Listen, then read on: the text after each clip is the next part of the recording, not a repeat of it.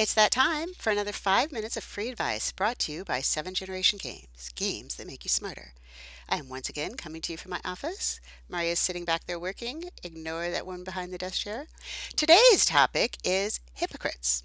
So, first of all, let's talk about hypocrites at the office. I was having a talk with an investor one day, and he asked me, how many hours do you spend in the office at 7 Games?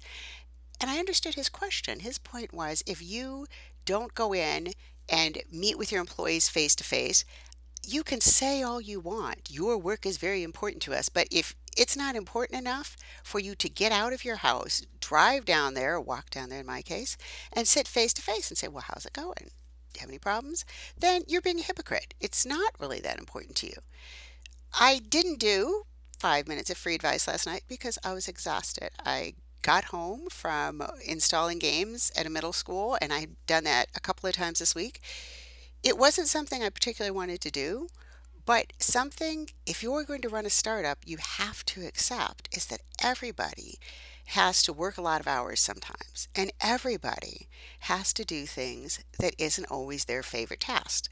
One of the things that we complain about here at 7 Games, and will get your sorry ass fired, just to throw that in from our previous 5 minutes of free advice, is if you're only willing to do the things that interest you. Everybody has favorite tasks. I personally like coding a lot. Other people like sound design. Other people like graphics or videos. But if that's all you're willing to do and you're not willing to pitch in and print out things that need to be printed out, or if we've got a big mailing going on, do that, or at some point go and speak to a group of teachers or school children or at a conference, if you're not willing to get out of your comfort zone and just do your favorite things, you're probably not a very good employee. Because in a small company, everybody has to wear different hats. And some of those hats don't fit very well, and you think they're ugly, but you have to do them anyway. So, not being a hypocrite, I got up far earlier than I wanted for a few days in a row and went down and installed games one after the other on hundreds of computers because I'm not a hypocrite. Another way of not being a hypocrite is not applying different standards to yourself that you do in other people, which is kind of, I guess, the definition of hypocrite. For example, we buy everything we possibly can American made and local. The printing palace, which is a few blocks away, I can actually walk over there, is where we get our business cards and our notepads and our posters. Anything that's printed, we get it there because they're in our neighborhood. We buy things from Blue Cotton, which is a small company, and we also buy them from Tees on Demand, which is another small company in our neighborhood. I want people to buy things from small businesses to understand that if you buy things from a small business like us, you're going to put somebody's kid through college. You're going to help give money that funds the local judo team or the local soccer team, and not that funds a third yacht for the CEO of Electronic Arts. So I'm not a hypocrite saying, well, but this other company that makes their stuff in China or has little small children down in South America slaving away making shoes, they do it for 17 cents an item cheaper, so we're going to buy for them.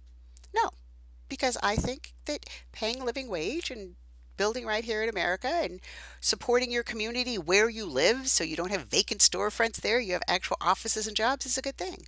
So I'm going to not just expect for people to do it for me, I'm going to do it for them.